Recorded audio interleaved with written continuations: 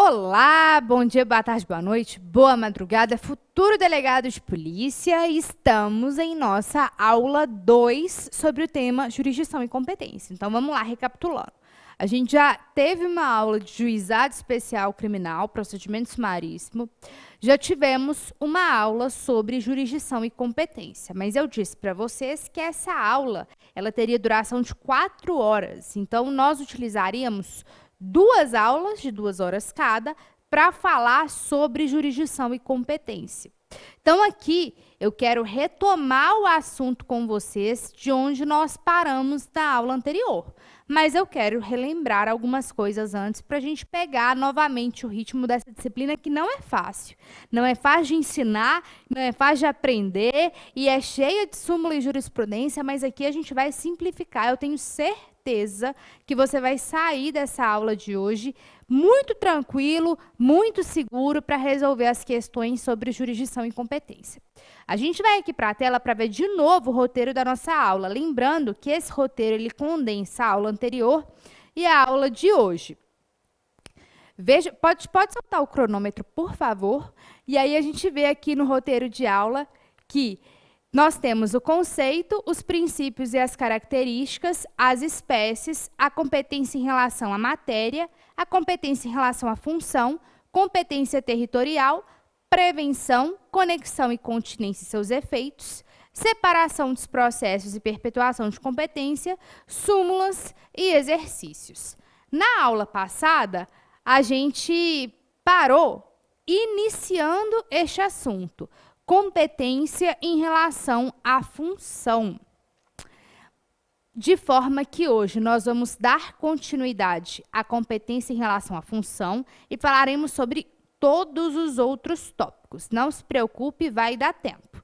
Antes, eu quero relembrar com vocês ainda aquelas perguntas que nós fazemos para fixar a competência criminal.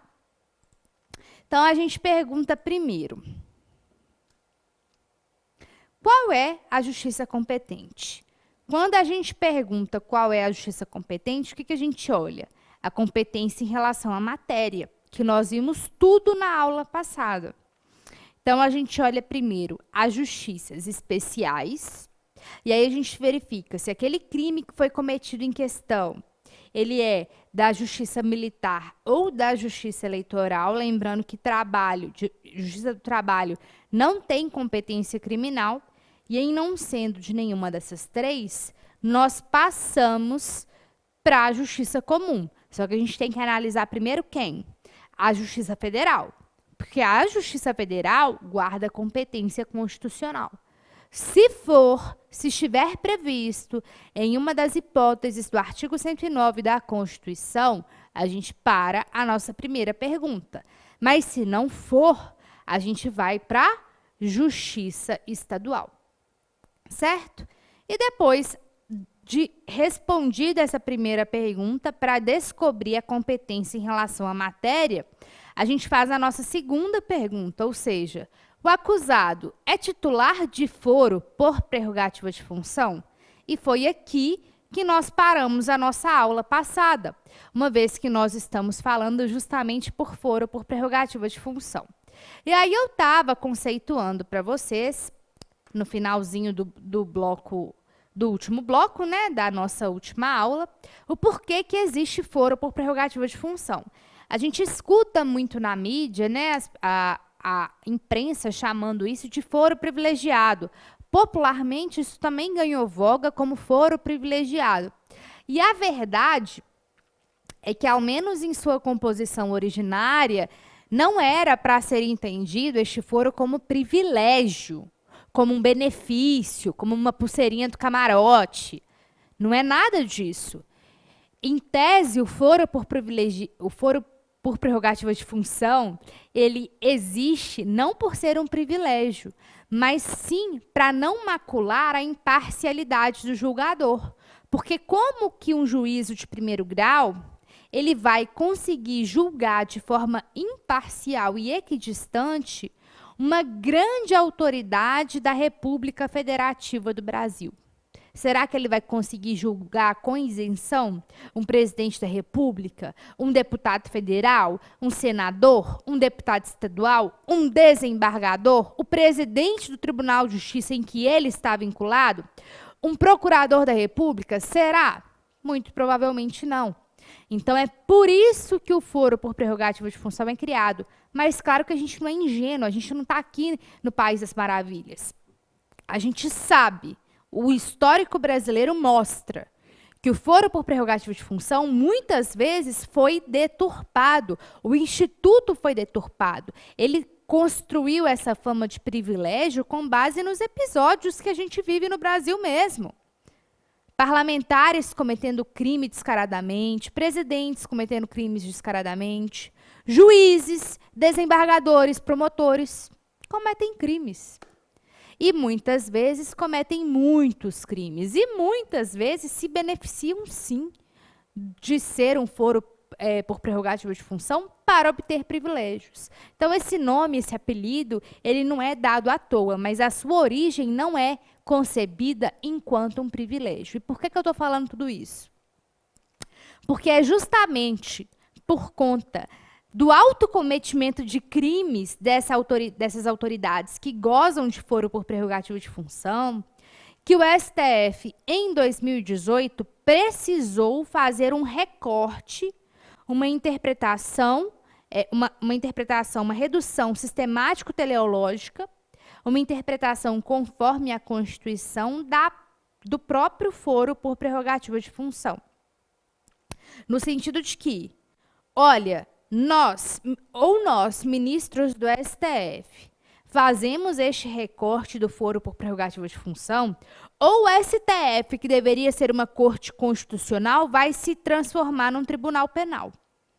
Porque as ações penais de autoridades que gozam de foro por prerrogativa de função estão demais, estão extremamente volumosas. A gente não vai ter tempo para fazer o que nós somos imbuídos de fazer, que é sermos guardiões da Constituição, para ficar julgando crime de parlamentar irresponsável, criminoso, que não deveria sequer ter sido eleito. Não dá para a gente ficar perdendo tempo só com isso. Então, o STF ele foi forçado, por razões pragmáticas e casuísticas mesmo, a fazer essa redução teleológico sistemática. E aí a gente volta no ponto da aula anterior, em que o STF decidiu que as normas da Constituição de 88, que estabelecem as hipóteses de foro por prerrogativa de função, devem ser interpretadas restritivamente, aplicando-se apenas aos crimes que tenham sido praticados durante o exercício do cargo e em razão deles. Veja que são dois requisitos: durante o exercício do cargo e em razão dele. Assim, por exemplo, se o crime foi praticado antes de o indivíduo ser diplomado como deputado federal, não se justifica a competência do STF, devendo ele ser julgado pela primeira instância, mesmo ocupando o cargo de parlamentar federal. Além disso, mesmo que o crime tenha sido cometido após a investidura do mandato, se o delito não apresentar relação direta com as funções exercidas, também não haverá o foro privilegiado, né? Como se costuma popularmente dizer, foro privilegiado. Foi fixada, portanto, a seguinte tese: o foro por prerrogativa de função aplica-se apenas aos crimes cometidos durante o exercício do cargo e relacionados às funções desempenhadas. E aqui a gente tem um termo final para o foro por prerrogativa de função.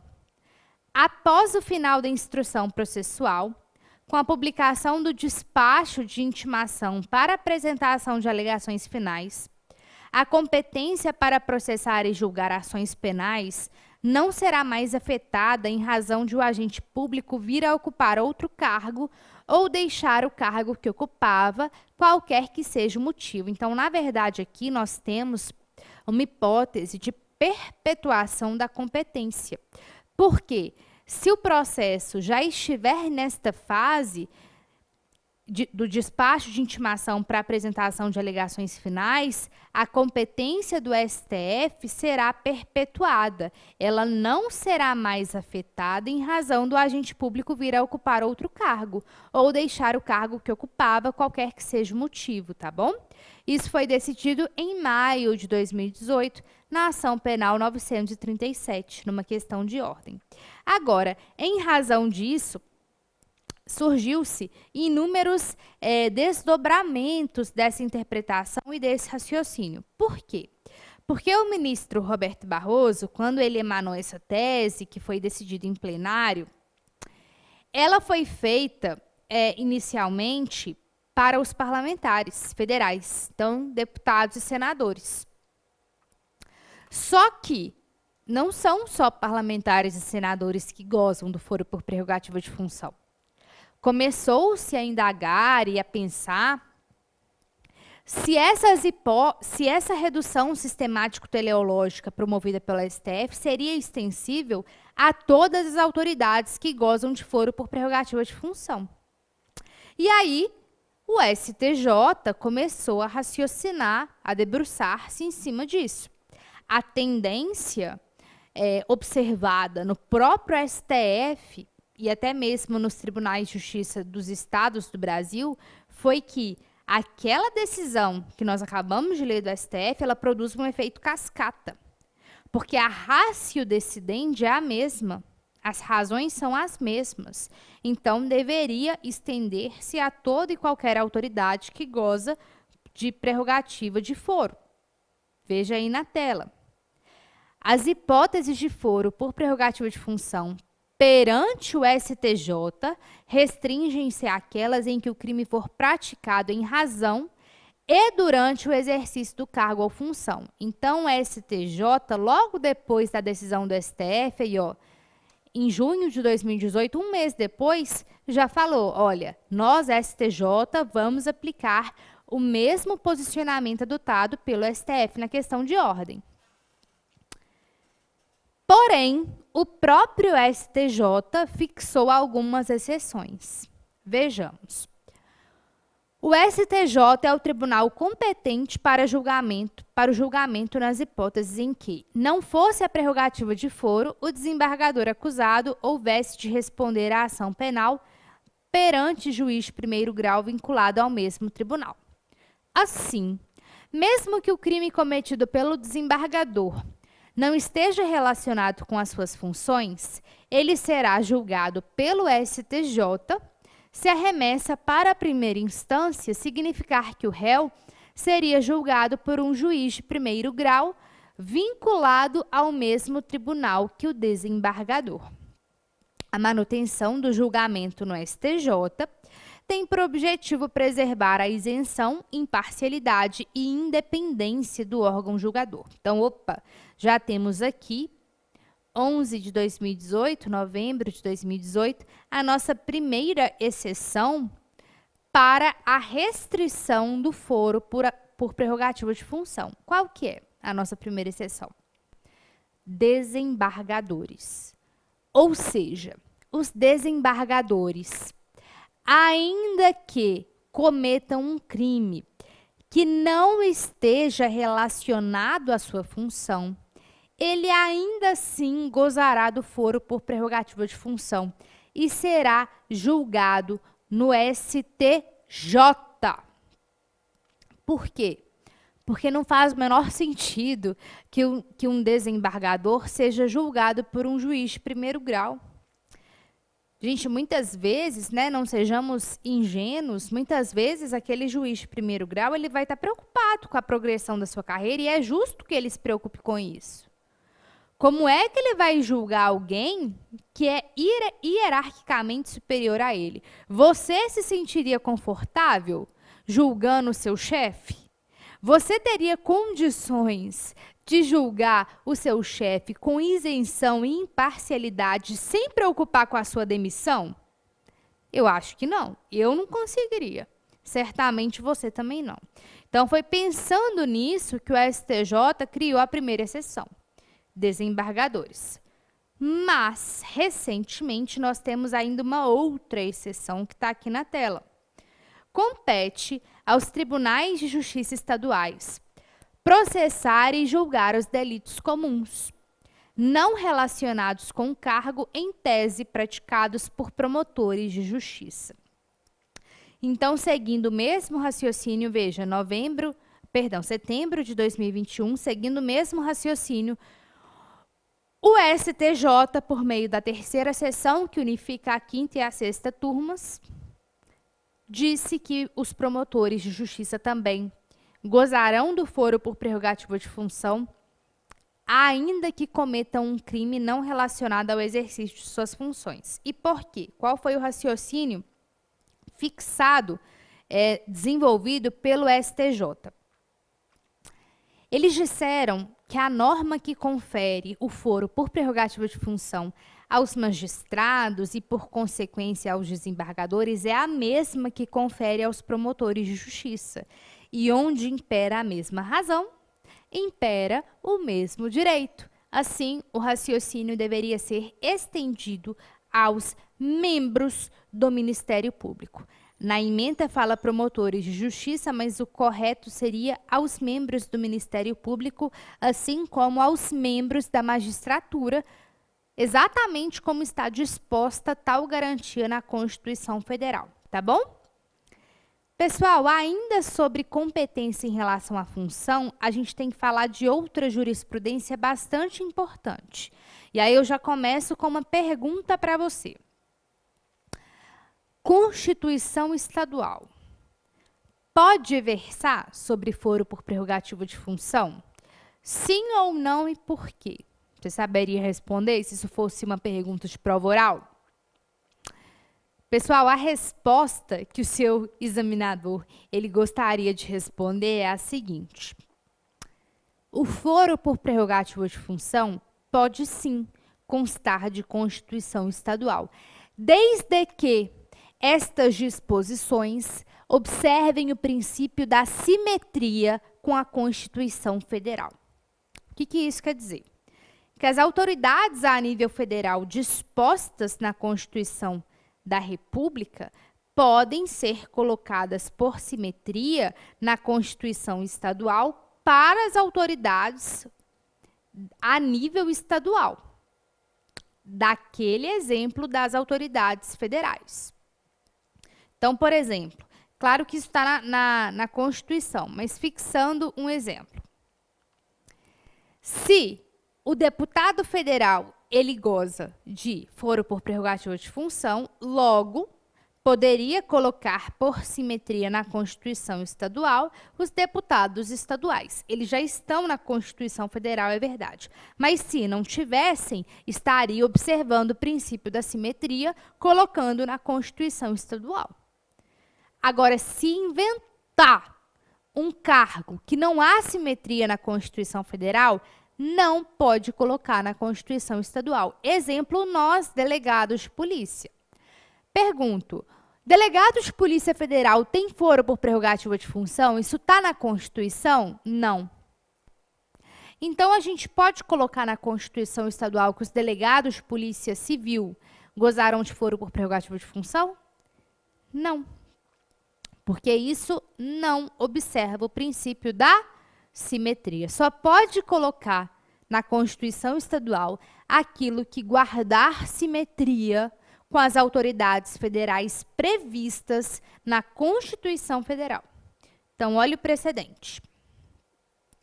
É inconstitucional norma de Constituição Estadual que estende o foro por prerrogativa de função a autoridades não contempladas pela Constituição Federal de forma expressa ou por simetria. A Constituição Federal estabelece como regra, com base no princípio do juiz natural e no princípio da igualdade, que todos devem ser processados e julgados pelos mesmos órgãos jurisdicionais. Em caráter excepcional, o texto constitucional estabelece o chamado foro por prerrogativa de função, com diferenciações em nível federal, estadual e municipal.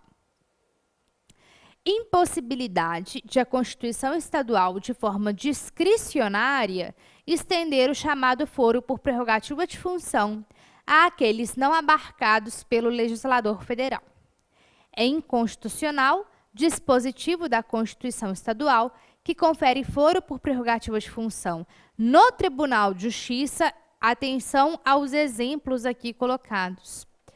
Para procuradores do Estado, procuradores da Assembleia Legislativa, defensores públicos e delegados de polícia. A Constituição Federal apenas excepcionalmente conferiu prerrogativa de foro para as autoridades federais, estaduais e municipais.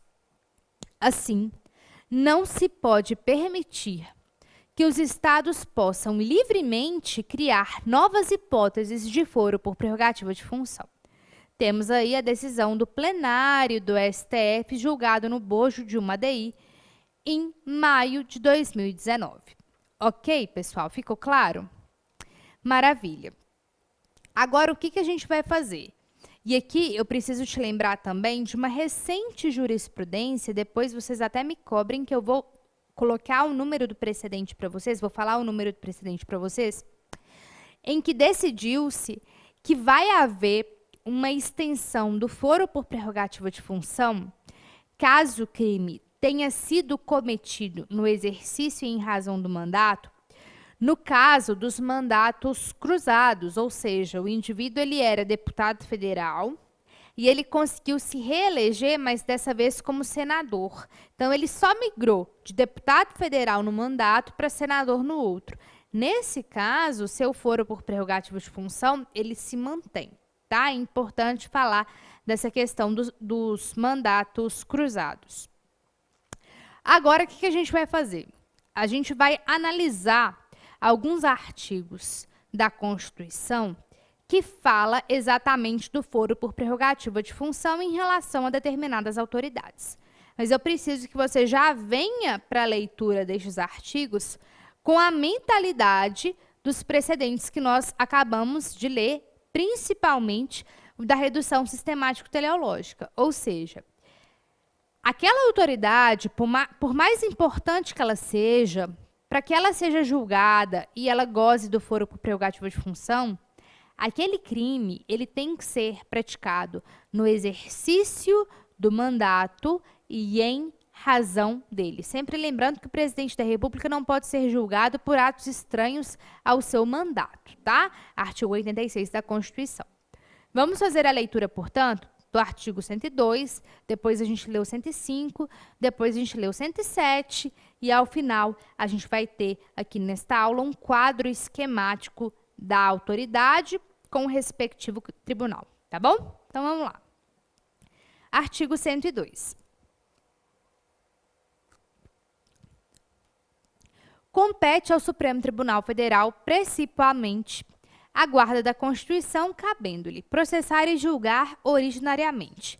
Aí eu já vou colocando os incisos que importam para nós. Inciso B. Perdão, há linhas que importam para nós.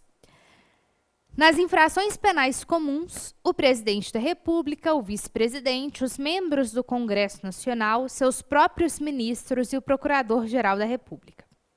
Nas infrações penais comuns e nos crimes de responsabilidade, os ministros de Estado e os comandantes da Marinha, do Exército e da Aeronáutica, ressalvado o disposto no artigo 52, inciso 1º, os membros dos tribunais superiores, os do Tribunal de Contas da União e os chefes de missão diplomática de caráter permanente.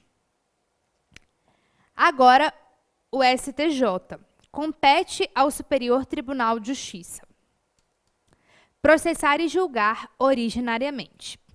Nos crimes comuns, os governadores dos estados e do Distrito Federal e, nestes e nos de responsabilidade, os desembargadores dos Tribunais de Justiça dos estados e do Distrito Federal, os membros dos Tribunais de Contas dos estados e do Distrito Federal, os dos Tribunais Regionais Federais, dos Tribunais Regionais Eleitorais e do Trabalho, os membros dos conselhos ou tribunais de contas dos municípios e os do Ministério Público da União, que oficiem perante tribunais. Falei 107, perdão, é 108. Compete aos tribunais regionais federais processar e julgar originariamente os juízes federais da área de sua jurisdição, incluindo os da Justiça Militar e da Justiça do Trabalho, nos crimes comuns e de responsabilidade, e os membros do Ministério Público da União, ressalvada a competência da Justiça Eleitoral. Agora a gente tem aqui, pessoal, o quadrinho com a respectiva autoridade e o foro competente. É como se a gente tivesse sistematizado parte dos artigos que nós acabamos de ler e colocado aqui no quadrinho, ainda com a inclusão do TJ e do TRE, tá bom? TJ que está previsto lá no 125 da nossa Constituição. Então, temos aí do STF, presidente e vice-presidente da República, deputados federais, senadores, ministros do STF, procurador-geral da República, ministros de Estado, advogado-geral da União, comandantes da Marinha, Exército e Aeronáutica, ministros do STJ, STM, TST e TSE, ministros do TCU, chefes de missão diplomática de caráter permanente. No caso do STJ, governadores, desembargadores, membros do TRE, conselheiros dos tribunais de contas, membros do MPU que oficiem perante tribunais. No caso do TRF ou TRE, juízes federais, juízes militares, juízes do trabalho, membros do MPU que atuam na primeira instância. No caso do TJ, juízes de direito, promotores e procuradores de justiça. No caso de prefeitos, TJ, TRF ou TRE, vai depender da natureza do crime, assim como em relação aos juízes federais, militares e do trabalho e membros do MPU que atuam na primeira instância, também irá depender do crime. Aí não se cogita o TJ porque eles são membros das esferas federais. Eu preciso que você sempre enxergue esse quadrinho considerando que com as devidas exceções. Quais são as exceções? Membros da magistratura e do Ministério Público. Que os crimes em questão, para serem considerados foro por prerrogativa de função, eles têm que ser praticados no exercício e em razão da função. Claro que não entra nessa exceção, né, nesse recorte, os desembargadores, promotores de justiça, ou seja, membros da magistratura e do Ministério Público, como nós já lemos a decisão. E eu preciso ainda que vocês se atentem a essa diferença aqui, nessas duas hipóteses. Que aí vai depender do quê? Vai depender da natureza